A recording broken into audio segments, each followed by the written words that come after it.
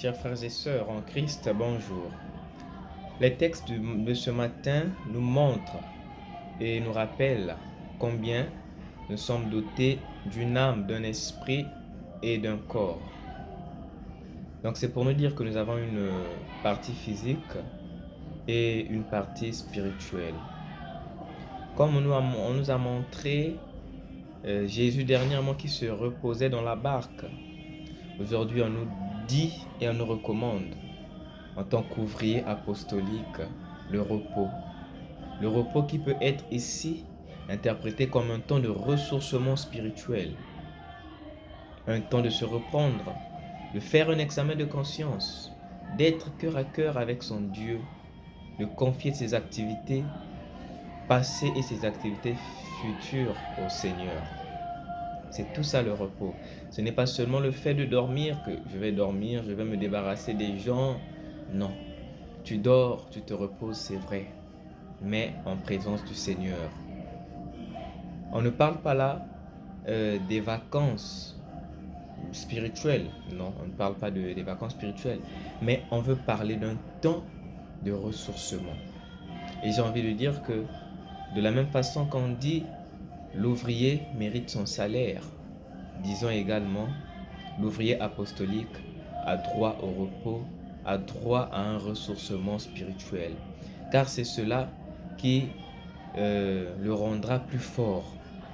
Ça le rendra plus fort. Voyez-vous, quand quelqu'un est fatigué et qu'il dort, il se réveille en forme, souvent en forme. Donc c'est ça aussi dans la spiritualité. Après avoir exercé, après avoir longuement et durement exercé, il nous est nécessité et il nous est recommandé un temps de latence, un temps de renforcement spirituel. Et avec la première lettre, la première lecture donc dans le livre de Job, on nous montre, nous qui prions tous les jours, donc notre côté spirituel, nous prions tous les jours, mais est-ce que ce dont nous avons besoin, ce que nous demandons dans nos prières, est conforme à la volonté de Dieu? Regardez-vous Salomon, Dieu lui-même lui dit, que veux-tu que je te donne?